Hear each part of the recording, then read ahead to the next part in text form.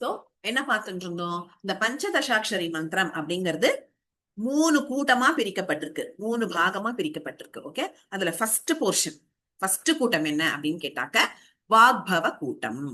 Okay, second portion என்ன அப்படின்னு கேட்டாக்க மத்திய கூட்டம். அதாவது பிரதம கூட்டம் தான் வாக்பவ கூட்டம். ஃபர்ஸ்ட் போர்ஷன் பிரதம கூட்டம் which is the வாக்பவ கூட்டம். ஆச்சா?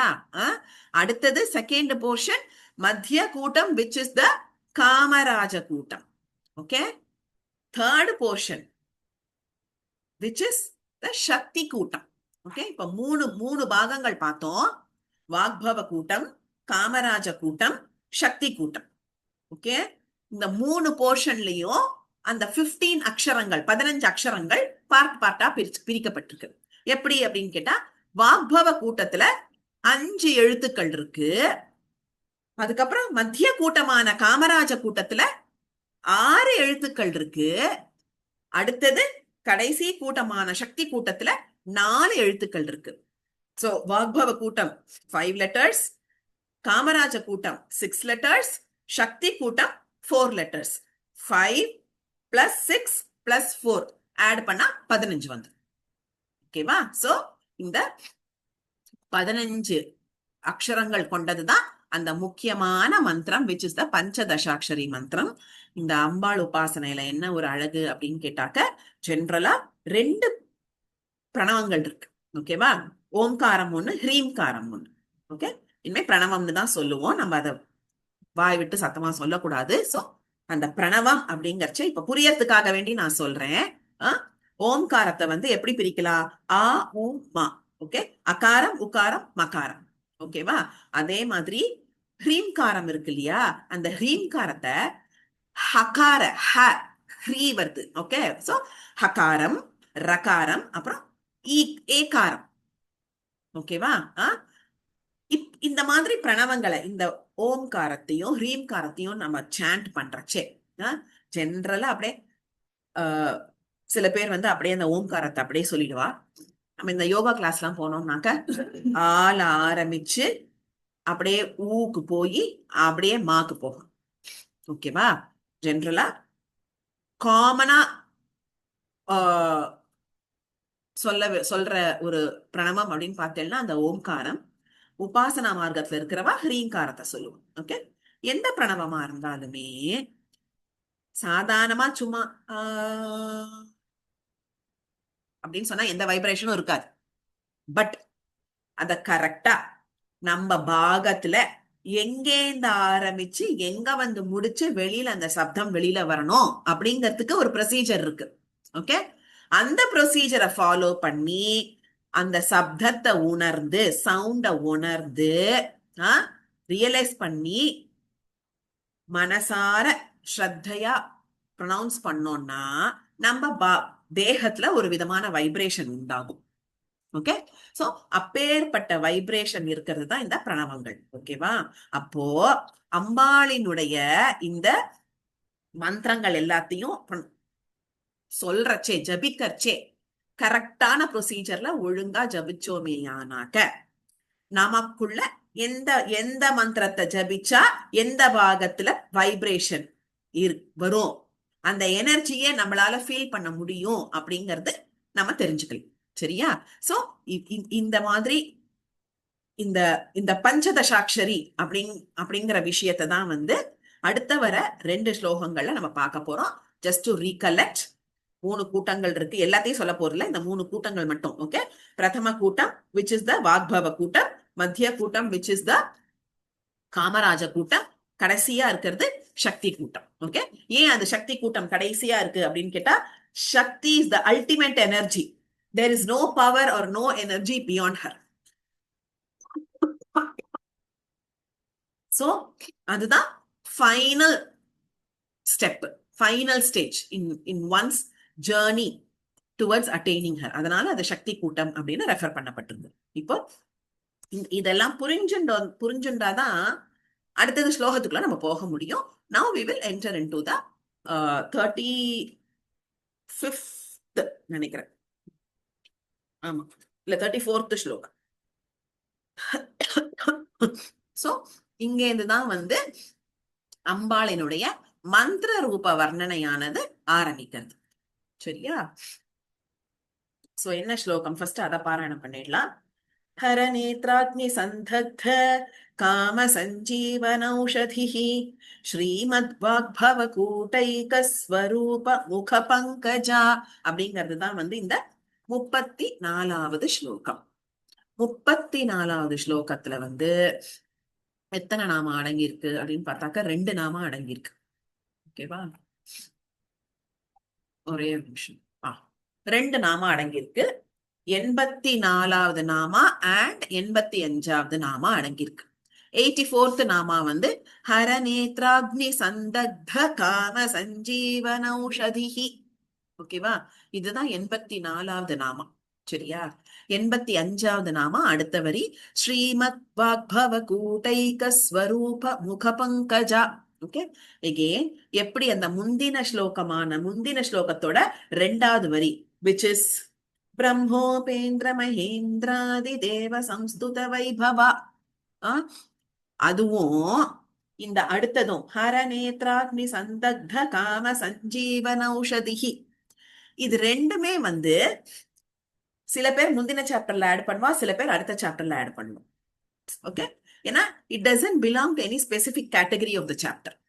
Okay, it is immaterial for us. Okay, so இப்ப இந்த லைன்ல வந்து ஹரநேத்ராக்னி சந்தக்த காம சஞ்சீவனௌஷதிஹி அப்படின்னு வரச்சே இந்த வரியினுடைய முதல்ல வார்த்தைகளுக்கு உண்டான அர்த்தத்தை பார்த்துடலாம். இது 84வது நாமா. ஹர நேத்ராக்னி, ஹரனின் நேத்திரத்திலிருந்து உதிக்கும் அக்னி, ஹர நேத்ராக்னி. சந்தக்த அப்படின்னா தக்தனா எரிக்கிறது, நன்கு எரிக்கப்பட்ட. சம் அப்படிங்கிற அந்த ப்ரிஃபிக்ஸ் எந்த வார்த்தைக்கு முன்னாடி வந்தாலும் 99% என்ன அர்த்தத்தை கொடுக்கும்? நன்கு அப்படிங்கிற அர்த்தத்தை கொடுக்கும். அப்ப இங்க தக்த அப்படிங்கிறது எரிக்கப்பட்ட. சோ சந்தக்த அப்படிங்கறச்சே சமஸ்த பதமா இருக்கு. சோ அது என்னது? நன்கு எரிக்கப்பட்ட. என்னது அப்படின்னு பார்த்தா காம, மன்மதன். காமங்கிறது மன்மதனை குறிக்கிறது. அடுத்தது சஞ்சீவன ஔஷதிஹி அப்படிங்கறச்சே சஞ்சீவன பிளஸ் ஔஷதிஹி அப்படிங்கிறது தான் சஞ்சீவன ஔஷதிஹி. சஞ்சீவன ஔஷதி அப்படின்னாக்கா மருந்து. சஞ்சீவன அப்படின்னா புனர்ஜீவனம் கொடுத்த. ஓகேவா? திருப்பியும் அதை வந்து மீண்டு உயிர்த்தெழுத்த. ஓகேவா? யாரோ ஒருத்தர் வந்து மறிச்சிட்டா, அப்போ அவளுக்கு திருப்பி உயிர்ப்பிச்சு வந்துட்டா, உயிரோட வந்துட்டாங்கிறதே சஞ்சீவன மலை கேள்விப்பட்டிருக்கோம்ல, அதேதான். ஓகே, சோ உயிர் கொடுக்கிற அந்த ஒரு விஷயத்தை தான் சஞ்சீவன. ஜீவனா உயிர். ஓகேவா? சோ அந்த திருப்பியும் உயிர் கொடுக்கப்பட்ட அந்த ஔஷதி அப்படின்னா மெடிசன். சரியா? அப்போ ஹரநேத்ராக்னி சந்தக்த காம சஞ்சீவன் ஔஷதிஹி அப்படிங்கறச்சே என்ன அர்த்தம்? சிவனார் நெற்றிக்கண் நெருப்பினால் எரிக்கப்பட்ட மன்மதனை உயிர்த்தெழுப்பிய மருந்தானவள். மருந்தா இருக்கானா? யாருக்கு மருந்தா இருக்கா? காமதேவனுக்கு மருந்தா இருக்கா. ஓகே, எதுக்கு மருந்தா இருக்கா? அவன் எரிஞ்சு போனப்போ மறுபடியும் அவனுக்கு உயிர் கொடுத்து அவனுக்கு உபகாரம் பண்றான். ஓகேவா? அதனால அவனுக்கு திருப்பியும் ஒரு ஒரு ஒரு உயிர் வந்ததுக்கு காரணமான மருந்தா இருக்கா. அவன் ஏன் எரிஞ்சு போனான்? சிவனுடைய நெற்றிக்கண்ல இருந்து வந்த அக்னினால அவன் எரிஞ்சு போனான். எதனால அப்படிங்கிற சரித்திரத்தை நம்ம ஆல்ரெடி பார்த்துட்டோம். So we are not going into it now. ஓகேவா? சோ காமதேவன் எரிஞ்சு போயிட்டான். எரிஞ்சு போனதுக்கு அப்புறமா அவனுக்கு உயிர் பிச்சை கொடுத்தான். ஓகே, அதுக்கு உயிர் பிச்சை கொடுத்து அவனுக்கு மருந்தானா அப்படிங்கிறது தான் நாமாவினுடைய அர்த்தம். ஓகே, அடுத்தது ஸ்ரீமத் வாக்பவ கூட்டைக ஸ்வரூப முக பங்கஜா. இப்ப நம்ம இவ்வளவு நாளி கிட்டத்தட்ட ஒரு 20 நிமிஷம் இத பத்தி பேசினோம். கரெக்டா? சோ அந்த பேசின அந்த கான்செப்ட் தான் இப்ப இங்க வந்திருக்கு. ஸ்ரீமத் வாக்பவ கூட்டைக முதலே பார்த்தோம் இல்லையா? அந்த பஞ்சதசாட்சரிங்கிற மந்திரமானது 15 அக்ஷரங்கள் கொண்ட மந்திரம். அதுல ஃபர்ஸ்ட் கூட்டம் தான் வாக்பவ கூட்டம். ஓகேவா? அத பத்தின ரெஃபரன்ஸ் தான் இந்த நாமா இந்த வரியில அடங்கி இருக்கு. ஸ்ரீமத் அப்படின்னாக்க ஸ்ரீ அப்படின்னாலே ஒரு மரியாதைக்குரிய மேன்மையான அப்படிங்கிற ஒரு அர்த்தத்தை கொடுக்கறது. ஓகே, சோ வாக்பவ அப்படின்னாக்கா வாக் அப்படின்னா வாக்கு பேச்சு, பவ அப்படின்னா அதுல இருந்து தோன்றுதல், அதுல இருக்கிறது, இருத்தல், டு எக்ஸிஸ்ட்னு அர்த்தம் பண்ணிக்கலாம். அதுல இருந்து உதிச்சு உதயமாறுது அப்படின்னு அர்த்தம் பண்ணிக்கலாம். ஓகேவா, ரெண்டுமே இங்க அப்ளை ஆகும், ரெண்டு அர்த்தமுமே கரெக்ட் தான். ஓகே, சோ கூட்டைக்க அப்படிங்கறச்சே கூட்ட பிளஸ் ஏக தான் கூட்டைக்க. கூட்டனா என்னன்னு பார்த்தோம். It's an aggregation of something, it's a collection of something. ஓகேவா, ஒரு போர்ஷன், ஒரு பாகம் அப்படின்னு பார்த்தோம். கூட்ட ஏக அப்படின்னா அதுவே, அதுவேதான் அப்படின்னா அந்த விஷயத்துக்கு ஒரு இம்பார்ட்டன்ஸ் கொடுக்கறச்சு அதுதான் அப்படின்னு நம்ம ஒரு ஒரு ஸ்ட்ரெஸ் கொடுக்கறோம்ல, இம்பார்ட்டன்ட்லி அது அப்படிங்கிறோம்ல. அப்ப கூட்டைக்க அப்படிங்கிறது அந்த வாக்பவ கூட்டம் தான் அப்படின்ட்டு இன்சிஸ்ட் பண்றான். அந்த என்ன வாக்பவ கூட்டம் தான் என்ன அப்படின்னு கேட்டா, ஸ்வரூப முக பங்கஜா. ஸ்வரூப தன்னுடைய ரூபம், தன்னுடைய ரூபத்துல என்னவா இருக்கு அந்த வாக்பவ கூட்டம்ங்கிறது? முக பங்கஜா, வதன கமலமா இருக்கு. முகங்கிறது முகம், வதனம், பங்கஜ அப்படின்னா தாமரை. அப்போ ஸ்ரீமத் வாக்பவ கூட்டைக ஸ்வரூப முக பங்கஜா, அம்பாளினுடைய திருமுகத்தில் அந்த வாக்பவ கூட்டமானதுதான் கூட்டைக்க. கூட்ட பிளஸ் ஏக்க, அந்த ஏக்கங்கிறது என்ன? வாக்பவ கூட்டமானதுதான் அவளுடைய வதன கமலமாக அமைஞ்சிருக்கு, இல்ல வதன கமலமாக அமைஞ்சிருக்கிறது தான் அந்த ஸ்ரீமத் வாக்பவ கூட்டம் அப்படின்ட்டு சொல்றோம். ஓகேவா, சோ அந்த வாக்பவ கூட்டமானது எப்பேற்பட்டது அப்படின்னா ஸ்ரீமத், மேன்மையானது. சோ மேன்மை மிகுந்த வாக்பவ கூட்டத்தின் வடிவமாக தன்னுடைய முகத்தாமரை கொண்டவள். ஓகேவா, தன்னுடைய வதன கமலத்தை கொண்டவள் அப்படின்ட்டு அர்த்தம். ஓகே, இப்போ இது ஸ்லோகத்தினுடைய வார்த்தைகளுக்கான அர்த்தம். தத்துவார்த்தம் என்னங்கிறத பார்த்துடலாம். ஃபர்ஸ்ட் லைன் 84வது நாமம், ஹரநேத்ராக்னி சந்தத்த காம சஞ்சீவன் ஔஷதிஹி அப்படிங்கறச்சே இந்த இந்த வரிக்கான ஒரு ஒரு அழகு என்ன அப்படின்னு கேட்டாக்க, ஆரம்பத்துல ஆக்சுவலி இது what is the root cause of this சரித்திரம் அப்படின்னு கேட்டா, தேவர்கள்லாம் மன்மதனை ஏவி விடுறா. எதுக்காக? சிவனுடைய தபச கலைக்கணுங்கிறதுக்காக. அவனும் அவ பேச்ச கேட்டுன்னு தபச கலைக்கிறதுக்கு தன்னோட மன்மத பானத்தை சிவன் மேல, சிவனை நோக்கி அனுப்பி விடுறான். அப்போ சிவனானவர், அவருக்கு கோபம் வருது இல்லையா? எதுக்கு கோபம் வருதுன்னு நம்ம இந்த ஸ்லோகத்திலேயே 2-3 இடத்துல வெவ்வேறு விதமான ஒரு இன்டர்பிரிட்டேஷன் பார்த்தோம். பட் நடந்தது என்ன? அவர் கோவிச்சுட்டு அந்த நெற்றிக் கண்ணை திறந்த மாத்திரத்துல என்ன ஆயிடுறது, அந்த நெற்றிக் கண்ல இருந்து அந்த அக்னியானது மன்மதனை எரிச்சுடுறது. கரெக்டா? அந்த எரிச்சத்துல இருந்துதான் கதை ஆரம்பிக்கிறது, சரித்திரம் ஆரம்பிக்கிறது. சோ லலிதா சஹஸ்ரநாமத்தினுடைய அந்த பேஸ் என்ன அப்படின்னு கேட்டா மன்மதன் சாம்பலாக போறதுதான். ஏன்னா அந்த சாம்பல்ல இருந்து வந்தவன் தானே அந்த பண்டாசுரன்கிறவன். அப்போ மன்மதன் மன்மதன் சாம்பலாறதுதான் the crux of the episode. Okay, சாம்பல் ஆயிடுறான். சாம்பலானதும் உயிர் இல்லாதவனா போயிடுறான்.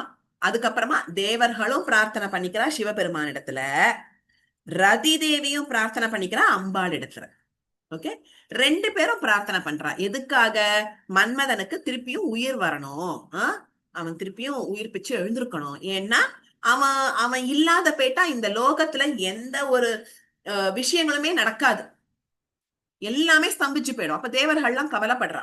ஓகே, எல்லாமே ஸ்தம்பிச்சு போயிடும். அதனால எப்படியாவது நீங்க அவனுக்கு நீங்க உயிர் பிச்சை கொடுங்கோ அப்படிங்கறது பிரார்த்தனை பண்ணிக்கிறா. அது சிவபெருமான் இடத்துல. ரதி தேவி என்ன சொல்றா? இப்படி என்னோட ஆத்துக்காருக்கு இப்படி ஒரு நிலைமைனா நான் எப்படி குடும்பம் நடத்துறது? நீங்க எப்படியாவது அவருக்கு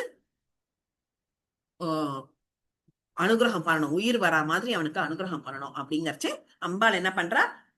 பிரம்மதேவர்கள் பிரார்த்தனையின்படி சிவனும் அவளுக்கு அனுகிரகம் பண்ணணும். அதனால அவனுக்கு உயிர் கிடைச்சிரும். ஆனா அவனை யாரும் பார்க்க முடியாது. ஓகே, அப்படியேதான் இருப்பான், அவன் அனங்கனா இருப்பான், கண்ணுக்கு தெரிய மாட்டான் அப்படின்ட்டு சொல்றாரு. ரதி தேவியை பிரார்த்தனை பண்ணிக்கிறதுனால உன் கண்ணுக்கு மட்டும் தெரியுமா மன்மதன் அப்படின்ட்டு அம்பாள் சொல்லிடுறான். ஓகேவா, சோ 2 பேர்கிட்ட பிரார்த்தனை பண்றா. தேவர்கள் சிவனிடத்துல பிரார்த்தனை பண்றா, ரதி அம்பாள் இடத்துல பிரார்த்தனை பண்றா. 2 பேரோட பிரார்த்தனையும் அம்மையப்பன் 2 பேரும் சேர்ந்து நிறைவேற்றணும் அப்படிங்கறதுனால இப்படி ஒரு அக்ரிமெண்ட்டுக்கு முடிவாருது. என்ன முடிவாருது? அவனுக்கு உயிர் கிடைச்சிரும். சோ அதனால இது யார் மூலமா உயிர் கிடைக்கிறது? அம்பாள் மூலமா உயிர் கிடைக்கிறது. சிவபெருமான் மனசுல நினைச்சுக்கிறார். ஏன்னா தேவர்கள்லாம் பிரார்த்தனை பண்ணிக்கிறார். சிவனுடைய அந்த சங்கல்பமானது அம்பாள் மூலமா பூர்த்தி அடையிறது. ஓகேவா? சோ சிவன் வந்து அவர் இச்சா சக்தியா இருக்கிறார் அப்படின்னாக்கா அம்பாள் வந்து கிரியா சக்தியா அந்த வேலையை பண்ணிடுறார். ஓகேவா? அப்போ அம்பாள் ஆனவள் என்ன பண்றா? அவனுக்கு உயிர் பிச்சை அளித்து அவன் திருப்பியும் உயிரோடு வரத்துக்கு ஒரு ஔஷதமா இருக்கா அப்படிங்கிறது நாமாவினுடைய ஒரு அர்த்தம். ஓகேவா? அடுத்தது என்னன்னு பார்த்தாக்க மன்மதன் கையில என்ன இருக்கு? அம்பு வில்லு இருக்கு. ஓகே, வில்லு. அந்த வில்லுங்கிறது என்னது? அவனும் அதே இக்ஷுகோதண்டம் தான் வச்சுட்டு இருக்கான். கரும்பு வில் தான் வச்சுட்டு இருக்கான். நெக்ஸ்ட் பானங்கள். பானங்கள் என்ன? புஷ்பங்களால் ஆன பானங்கள், பஞ்ச புஷ்பங்களால் ஆன பானங்களை வச்சுட்டு இருக்கான். ஓகே, இது அவனுக்கு எப்படி கிடைச்சது அப்படின்னு கேட்டா அம்பாளினுடைய அனுகிரகத்தின் படிதான் கிடைச்சிருக்கு அவனுக்கு. அவனா எங்க இருந்தோ கஸ்டமைஸ் பண்ணிலாம் வரவழைக்கல. ஓகே, அம்பாளினுடைய அனுகிரகத்தின் படி ஓகே அவனுக்கு இந்த இக்ஷுகோதண்டமும் பஞ்சபானங்களும் கிடைச்சிருக்கு. அப்போ அவ அன்பாளனுடைய அனுகிரகம் கட்சி அவ எங்க இருந்து கொடுத்தானா தன்கிட்ட இருக்கிற அந்த கரும்பு வில்லையும் புஷ்ப பானங்களையும் தான் மன்மதனுக்கு வச்சுக்கோ அப்படின்னு சொல்லி கொடுத்துருக்கா. ஆச்சா, மன்மதன் எரிஞ்சு போயிடுறான். எரிஞ்சு போனதுக்கு அப்புறம் பண்டாசுரனோட எபிசோட் அப்படியே நடக்கிறது. ஓகே, வார் முடிஞ்ச as per Lalitopakhyanam, as per தேவி மகாத்மியம் என்ன அப்படின்னு கேட்டாக்க ஆஸ் பர் லலிதா சகஸ்ரநாமம், இந்த போர் முடிஞ்சதுக்கு அப்புறம் தான் மன்மதனுக்கு திருப்பியும் உயிர் கிடைச்சு ஔஷதமா அம்பாள் இருந்து அவனுக்கு உயிர் பிச்சை கொடுக்கறா அப்படிங்கிறது நமக்கு தெரிய வருது. ஏன்னா போர் முடிஞ்சதுக்கு அப்புறம் தானே, பண்டாசுர வதம்க்கு அப்புறம் தானே இந்த பேராகிராஃப் வருது. கரெக்டா? Logically speaking. அப்பனா என்ன அர்த்தம்? அந்த போர் நடக்கிற நேரம் அவன் வந்து உயிர் இல்லாதவனாதான் இருக்கான். ஓகேவா? இது ஒரு விஷயம். அம்பாள் வந்து ஆல்ரெடி அவனுக்கு தன்னிடத்துல இருக்கிற அந்த இக்ஷுகோதண்டத்தையும் பஞ்ச பானங்களையும் கொடுத்திருந்தா. ஓகே, கொடுத்திருந்தவ என்ன பண்றா? மன்மதன் எரிஞ்சு சாம்பல் ஆனதுக்கு அப்புறமா அதை திருப்பியும் வாங்கிக்கிறாளாம் போருக்கு பிரயோகம் பண்றதுக்காக, போர்ல உபயோகப்படுத்துறதுக்காக அந்த பஞ்ச பானங்களையும் கரும்பு வில்லையும் வாங்கிக்கிறான். வாங்கிட்டு போர் முடிஞ்சதுக்கு அப்புறம் அவனுக்கு திருப்பியும் அனுகிரகம் பண்றா அதை திருப்பியும் அப்படிங்கிறது ஒரு ஒரு ஹிடன் மெசேஜ் இந்த ஸ்லோகத்துல. இது ஒரு விஷயம். நெக்ஸ்ட் என்ன அப்படின்னு பார்த்தாக்க இந்த பண்டாசுர, அதாவது பண்டாசுரன் இல்ல மன்மதன் எரிஞ்சு போற சரித்திரத்துக்கான தத்துவார்த்தம் என்ன அப்படின்னு கேட்டாக்க ஜென்ரலா நம்ம ஆங்கள்லயே பார்த்தோம்னாக்க குழந்தைகள்லாம் ஏதாவது ஒரு தப்பு பண்ணிட்டுனா ஃபர்ஸ்ட் அம்மா வந்து கண்டிச்சு ஒரு அப்பா வந்து கண்டிச்சு ஒரு திட்டி ஒரு பனிஷ்மெண்ட்டை கொடுத்துருவார். அப்புறம் அந்த பனிஷ்மெண்ட்டை ரிலாக்ஸ் பண்ணி அந்த சிச்சுவேஷனை வந்து சுமூகமாக்கி ஒரு அமிக்கபிளா 2 பேரிடையே ஒரு ஒரு திருப்பி ஒரு ஃப்ரெண்ட்ஷிப் கொண்டு வருது யாருன்னு பார்த்தாக்க அம்மா. கரெக்டா? அப்ப இங்க தப்பு பண்ணவன் அந்த பிள்ளை யாருன்னு கேட்டா மன்மதன். ஓகே, கோவத்துல பனிஷ் பண்ண அப்பா யாருன்னு கேட்டா சிவபெருமான். சரியா? அவனுக்கு திருப்பி உயிர் பிச்சை கொடுத்து அவனுக்கு திருப்பி அனுகிரகம் பண்ணவன் யாருன்னு கேட்டா அன்னையான அந்த பராசக்தி, அந்த லலிதாம்பிகை. ஓகேவா? இது ஒரு பக்கம். அதே மாதிரி அடுத்தது ஒரு விஷயம் என்ன அப்படின்னு கேட்டாக்க ஜென்ரலா ஒரு ஒரு ஒரு வாக்கியம் சொல்லுவான். அதாவது பகவானே போச்சுண்டா கூட அந்த கோபத்துல இருந்து நம்மள குரு வந்து காப்பாத்திடுவாராம். ஓகே, ஆனா குரு அபச்சாரம் ஆகவே ஆகாது. அது மகா பாவம். ஓகே, அந்த குருவின் இடத்துல நம்ம கோபத்தை சம்பாதிச்சிட்டோம்னாக்க குரு அபச்சாரம் ஆயிடுத்துனாக்க யாரும் நம்மள வந்து காப்பாத்த மாட்டா. அதனால்தான் குரு பக்தி பகவத் பக்தியை விட குரு பக்தி ஜாஸ்தி இருக்கணும்னு சொல்லுவோம். ஏன்னா அந்த இதுதான் பகவான் அப்படின்னு காமிச்சு கொடுக்கறதே அந்த குரு தான். இந்த ஆச்சாரியன் தான் காமிச்சே கொடுக்குறார். கரெக்டா? அப்போ பகவான் கூட தப்பு பண்ணா மன்னிச்சிருவார். ஆனா குரு அத